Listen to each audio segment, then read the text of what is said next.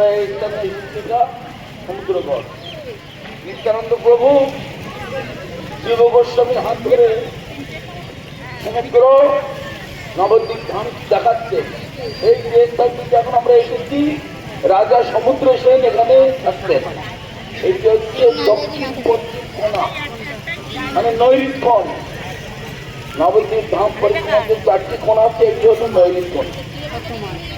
আর আমাদের শেষ হবে বাইর কোণে, জগন্নাথ মন্দির ছিল ঈশানক্ষণ, আর বিষ্ণুতলা ছিল অগ্নিক্ষণ। এটি হচ্ছে বহু জীব গোস্বামী তখন বাচ্চা ছেলে তার হাত ধরে এসে দেখাচ্ছে। তবে নিত্যানন্দ আইলা তপ্ত হস্ত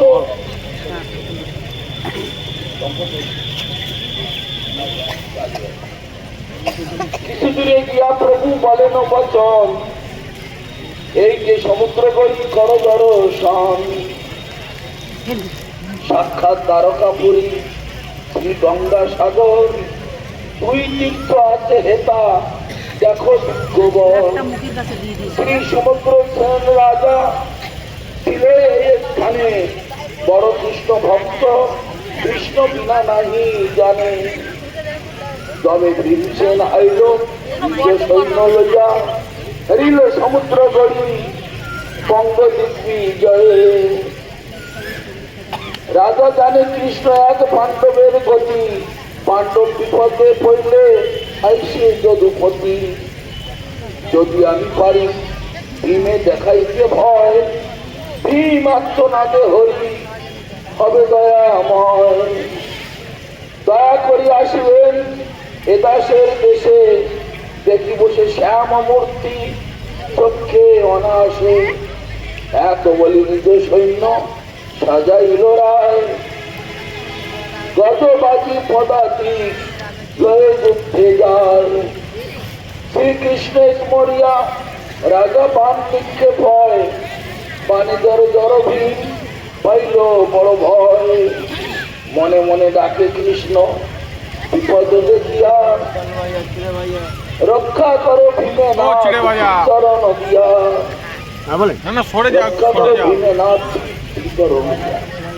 সমুদ্র সেনের না পারি, ভঙ্গ দিল বড় লজ্জা, তাহা সইতে নারী। আমি দিয়ে দেবো, পাই পরাজয় বড় দয়াময়। ভীমের করুণাথ দয়াময়, সেই যুদ্ধের স্থলে কৃষ্ণ হইল উদয়। না দেখে সে রূপ কেহ অপূর্ব ঘটনা, এই সমুদ্র সেন মাত্র দেখে এক জানা। নব জলধর রূপ কৈশোর মূরতি, গলে গলে বনমালা মুক্তার ভাতি। সর্বঙ্গে অলঙ্কার অতি সুশোভন, পীত বস্ত্র পরিধান অপূর্ব গঠন। সেরূপ দেখিয়া রাজা প্রেমে মূর্ছা যায়, মূর্ছা সম্বরিয়া কৃষ্ণে প্রার্থনা জানায়। তুমি কৃষ্ণ জগন্নাথ পতিত পাবন, পতিত দেখিয়া মোরে করো আগমন। তবলীলা জগৎসন করায় কীর্তন, শুনি দেখিবার ইচ্ছা হইল তখন। কিন্তু মোর ব্রত ছিল ওহে দয়াময়, এই নবদ্বীপের দ্বীপে তব হইবে উদয়। এটাই দেখিব তব রূপ মনোহর, নবদ্বীপ ছাড়িবারে না হয় অন্তর। সেই ব্রত রক্ষা মোর করি দয়াময়, নবদ্বীপে কৃষ্ণ রূপে হইলে উদয়। তথাপি আমার ইচ্ছা অতি গুরুতর, গৌরঙ্গ হইল মোর আখির গোচর। দেখিতে দেখিতে রাজা সম্মুখে দেখিল, রাধা কৃষ্ণ লীলা রূপ মাধুর্য তুল। শ্রী কুমুদ বনে কৃষ্ণ সখী গণ শনে, অপরাহ্নে করে লীলা ইয়া গোচরণে। অনেকে হইল সেই লীলা দর্শন, শ্রী গৌরাঙ্গ রূপ হেরে হরিয়া কীর্তন বেশে সঙ্গে ভক্তগণ নাচিয়া নাচিয়া প্রভু করেন কীর্তন। পুরো সুন্দর কান্তি অতি মনোহর, নয়ন মাতায় অতি কাঁপায় অন্তর। সেই রূপ হেরি রাজা নিজে ধন্য মানে বহু স্তব করে তবে গৌরাঙ্গ চরণে। কতক্ষণে সে সকল হইল অদর্শন, কাঁদিতে লাগিল রাজা হয়ে অন্য মন। ভীমসেন এই পর্বত না দেখে নয়নে, তবে ভাবে রাজা যুদ্ধে ভীত হইল এতক্ষণে। অত্যন্ত বিক্রম করে পাণ্ডুর নন্দন, রাজা তুষ্ট হয়ে কর যাচ্ছে ততক্ষণ। কর পেয়ে ভীমসেন অন্য স্থানে যায়, ভীম দিগ্বিজয় স্বর্গ জগতেতে গায়। এই সেই সমুদ্র গরি নবদ্বীপ সীমা, ব্রহ্মা নাহি জানে এই স্থানের মহিমা। সমুদ্র আসিয়া হেতা তার নবী আশ্রয়ে, প্রভু পাদ সেবা করে ভক্ত ভাব লয়ে। জাহ্নবী বলেন সিন্ধু অতি অল্প দিনে, তব দিনে প্রভু মোর রহিবে বিপিনে। সিন্ধু বলে শোনো দেবী আমার বচন, নবদ্বীপ নাহি ছাড়ে ছাড়ে শশীর নন্দন।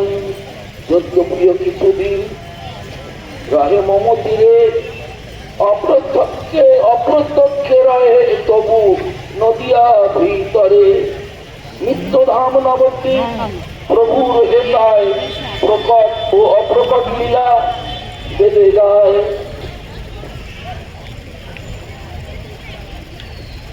এটা তবাশ্রয়ে আমি রহিব সুন্দরী, সেবিব শ্রী নবদ্বীপে শ্রী গৌরাঙ্গ হরি। এত বলি পয়নিধি নবদ্বীপে রয়, গৌরাঙ্গর লীলা নিত্য লীলা সতত চিন্ময়।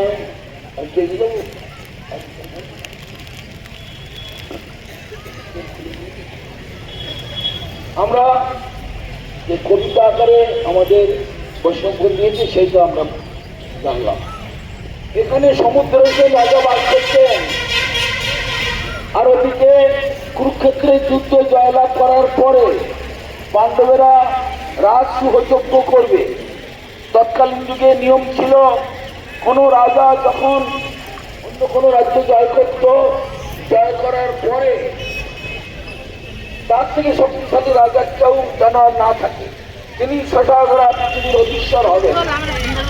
এই ভাবেতে একটি ঘোড়া ঘোড়ার গায়ে সুন্দরভাবে সাজিয়ে পতাকা লাগিয়ে লিখে দিতেন অমুক দেশের অমুক রাজা, তিনি একমাত্র সর্বেসর্বা একমাত্র শক্তিশালী। যদি এই রাজার থেকে শক্তিশালী অন্য কেউ হয়ে থাকেন তাহলে এই ঘোড়াটাকে তিনি ধরবেন এবং রাজার কাছে খবর চলে গেলে রাজা এসে তখন সেখানে তার সঙ্গে মোকাবিলা করবেন। এই বলে সমুদ্র সেন এখানে থাকতেন। আর তারও ইচ্ছা ছিল এই নবদ্বীপেতে আমি কৃষ্ণকে দেখি, এটা তার মনে মনে খুব ইচ্ছা ছিল। এবং তিনি ভক্ত, বাইরে থেকে রাজা ক্ষত্রিয়, কিন্তু তিনি ভেতরে ভেতরে অত্যন্ত পরম ভক্ত কৃষ্ণের। তাই উনি কল্পনা করলেন আর এই স্থানেতে পাণ্ডবরা তো একমাত্র সব থেকে ভগবানের অতীব প্রিয় ভক্ত। গুরু পাণ্ডবের যুদ্ধের কাহিনীতে আমরা দেখতে পাচ্ছি সব সময় পাণ্ডবদের রক্ষা করে চলেছেন কৃষ্ণ। অতএব এই যে ঘোড়া নিয়ে এসেছে, এই ঘোড়াটাকে যদি ধরা যায় পাণ্ডবের দেখেও আসবে। তো এসেছিলেন ভীমসেন, ভীমের সঙ্গে যুদ্ধ হলো। আর ভীম তো অত্যন্ত পরাক্রমশালী, যার শরীরে 10,000 হাতির বল, আরো সৈন্য সামন্ত আছে, তাকে আবার কে হারাবে? সেই রকম দম্ভ অহংকার নিয়ে রাজার সঙ্গে যুদ্ধে প্রবৃত্ত হয়ে গেল। যুদ্ধ করছে, এমন তুমুল যুদ্ধ করছে, রাজাকে হারাবে বলে সমুদ্র ভীম বাঁধ ছুটছে আর সমুদ্র সেন বাঁধ ছুটছে। প্রতিটা বাঁধ জয় শ্রীকৃষ্ণ বলে। তাতে করে দেখা গেল ভীম আর পেরে উঠছে না, ভীম অত্যন্ত দুর্বল হয়ে পড়ছে। তখন মনে মনে কৃষ্ণকে ডাকছে, হে কৃষ্ণ, এই তো বিরাট শক্তিশালী রাজা, একে তো হারানো মুশকিল হয়ে যাচ্ছে, তো তুমি রক্ষা করো, তুমি রক্ষা করো। এই বলে মনে মনে কৃষ্ণকে স্মরণ করছে। মান সম্মান বাচ্চা তোমরা কুরুক্ষেত্র যুদ্ধে জয় করে আসলাম, কৌরবরা 100 ভাই, তাদের শেষ করে দিয়ে আসলাম, আর সাধারণ একটা রাজার কাছে আমি হেরে যাব, আর এই অপমান নিয়ে মুখ নিয়ে কি করে ফিরে যাব? অতএব কৃষ্ণকে স্মরণ করার সঙ্গে সঙ্গে কৃষ্ণ সেখানে প্রকাশ হয়ে গেলেন। আর প্রকাশ যখন হয়ে গেলেন, ভীম কিছু দেখতে পাচ্ছে না, সমুদ্র সেন দেখতে পাচ্ছে। কেন? সমুদ্র সেন ভক্ত, ভীমও ভক্ত, কিন্তু সমুদ্র সেন ভীমকে কৃষ্ণকে দর্শন করবার জন্য ভীমের সঙ্গে যুদ্ধ করে ভীমের সমুদ্র সেনের কাছে দর্শন দিয়েছেন। কি অপূর্ব তার রূপ, সেগুলো এখানে তো বর্ণনা হলো। তখন কি করলেন? আস্তে আস্তে বাণ কমিয়ে দিলেন, আর ধীরে ধীরে আর কি পূজা করছেন মনে মনে। আর ওদিকে ভীম বাদ ছুটছে, ভীম চালিয়ে যাচ্ছে তার যুদ্ধ। রাজা বাইরের থেকে দেখাচ্ছেন, আমি দুর্বল, আমি আর বেড়ে উঠছি না। ভীমের তখন খুব দম্ভ হতে লাগলো, বেটা এবার হেরে গেছে, এবার জব্দ হয়ে। তো রাজা কিন্তু কেবল ওই কৃষ্ণকে মনে মনে, হে কৃষ্ণ, তুমি কত কৃপাময়, ভক্ত বাঞ্ছা পূর্ণ করার জন্য তুমি এখানে উদয় হয়েছে।